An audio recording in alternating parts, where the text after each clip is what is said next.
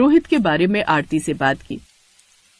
आरती, मैं चाहूंगी कि तुम जिंदगी को एक मौका और दो। अगर तुम कहो तो मैं रोहित से बात करूं। रोहित बहुत अच्छा लड़का है और मुझे लगता है कि शायद वो तुम्हें मन ही मन पसंद भी करता है। नहीं माँ जी, ऐसी कोई बात नहीं है। एक कटहल की सब्जी की तारीफ रोहित ने क्या कर दी, आपको ये लगने लगा कि रोहित के मन में मेरे लिए कुछ चल रहा है। ऐसा कुछ नहीं है।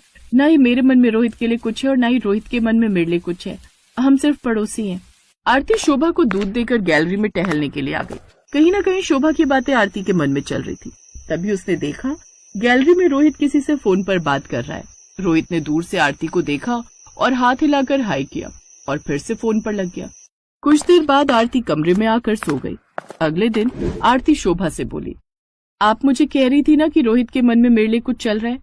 पता भी है, रात को रोहित अपनी गैलरी में फोन पर किसी से बात कर रहा था। काफी देर तक रोहित ने इतनी देर रात तक किसी से फोन पर बात की। और आधी रात के समय कोई किसी से फोन पर बात क्यों ही करेगा? कोई गर्लफ्रेंड होगी, तभी तो इतनी देर फोन बिजी रहा। हाँ, कह तो तू ठीक रही है। हो सकता है मेरे मन का वहम ही होगा। चल छोड़, कोई बात नहीं। मैं अब इस बारे में कोई बात नहीं करूंगी। अगले कुछ दिनों तक रोहित दिखाई नहीं दिया। आरती बार बार उसके फ्लैट की तरफ झांकती तो फ्लैट के बाहर ताला ही दिखाई देता। हिम्मत करके आरती ने नीचे गार्ड से पूछ ही लिया, अरे मोहन, इधर आना। बोलो आरती दीदी, क्या हुआ? वो जो हमारे सामने फ्लैट में रहते हैं, क्या नाम है उनका? रोहित। वो कहाँ गए हुए हैं? उनके फ्लैट के बाहर कुछ दिन से ताला लगा हुआ है। वो शादी के लिए गए हैं। आरती ने गार्ड के मुंह से बस इतनी बात सुनी और उसकी आंखों में आंसू आ गए।